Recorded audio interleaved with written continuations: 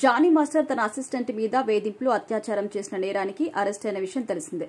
Court Johnny master కు remand కూడా విధించింది. ఇప్పుడు జానీ మాస్టర్ బెయిల్ మీద బయటకొచ్చారు.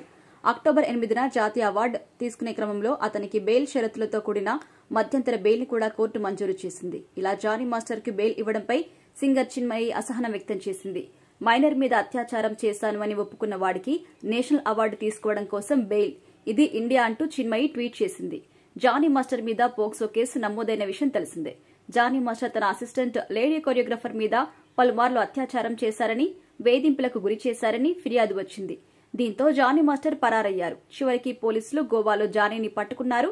నార్సింగ్ పోలీసులు జానీని ఉప్పరపల్లి కోర్టులో ప్రవేశపెడితే 14 రోజుల రిమాండ్ కూడా విధించింది కోర్టు.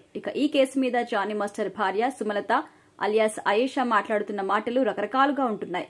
కొన్నిసార్లు ఆ అసిస్టెంట్ కి చాలా ఎఫైర్స్ ఉన్నాయని, ఆమె తన భర్తతో క్లోజ్ గా ఉండేదని, తన భర్తను వేధించిందని, పెళ్లి చేసుకోమని బలవంతంగా పెట్టిందంటూ సుమలత చెప్పుకొచ్చింది. మత మార్పిడి, పెళ్లి కోసం బలవంతం చేశామని అంటున్నారు. అలా చేస్తే జానీ మాస్టర్ గురించి ఆమె ఎందుకు నవ్వుతూ పొగుడుతూ చెబుతుందంటూ సుమలత కూడా చెప్పుకొచ్చింది. జానీ మాస్టర్ మీద కావాలనే కేసులు పెట్టారని, అవన్నీ తప్పుడు ఆరోపణలని, రిమాండ్లో ఉన్న ఆయన అన్ని ఒప్పుకున్నారని వార్తలు వస్తున్నాయని, కానీ అవేం నిజం కాదని సుమలత మీడియాతో చెప్పింది. మరి ఈ కేసు విషయంలో కోర్టు నుంచి ఎప్పుడు ఎలాంటి తీర్పు వస్తుందో చూడాలి. జానీ మాస్టర్ మీద ఫిలిం ఛాంబర్ లో కూడా ప్రత్యేకంగా ఒక రిపోర్ట్ తయారు చేస్తున్న విషయం కూడా తెలిసిందే.